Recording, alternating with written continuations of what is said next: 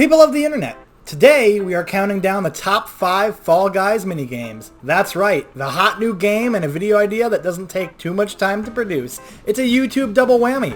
But I will say, I have been enjoying the game very much, and it's free if you have PS Plus, so pick it up if you have a PlayStation, and it's available for about $20 on Steam. So, the only rules I have for myself in this list is that I will not talk about team games, because quite frankly, I don't really like them.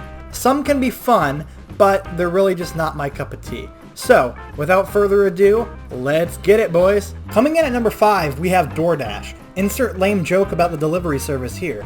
This game is awesome to me because it really highlights the chaotic feeling of this game in general. It is quick, easy to understand, and simply an amazing game that I always have fun playing. Because who doesn't love following the leader until they get themselves slammed into a door like it's a comedy bit from an early 2000s sitcom? Number 4 is a game that I actually hated when I first launched up the game. It's Tiptoe. I thought it was a boring and uninteresting game. But once I played it a little more, it really hit me how great this game was because of how it switches everything up.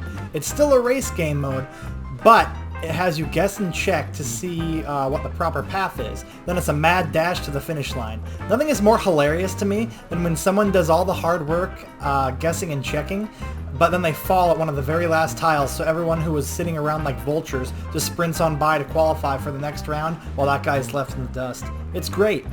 Next up, we have Slime Climb. This game mode to me is almost perfect for what I thought this game was before I played it. I thought all this game was a variety of obstacle courses that you had to race people to win, and I'm partially right. These type of games are my favorite, and Slime Climb is here on the list because it adds to the stakes not only racing people, but racing slime that will melt you like a car will melt a kid if you leave it in the back seat on a hot day. Now, in my previous entry, I said that obstacle course games are my favorite, and the number 2 spot is no different. Here we have the game Hit Parade. This one is a fun one because it has just a whole crap ton of obstacles that make it a perfect allegory for what it's like to get senpai to notice you. With persistence and sweet gamer guy moves, you can beat this challenge while also gaining the attention of the senpai of your dreams. Before I make an elite gamer opinion about my number 1 spot, I want to mention some honorables.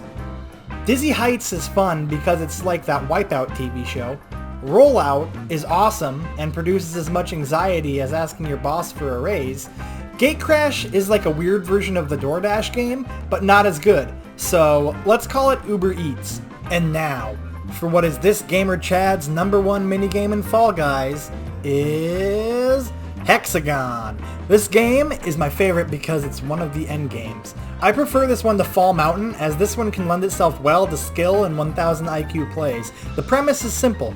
Try to be the last guy to fall in the slime.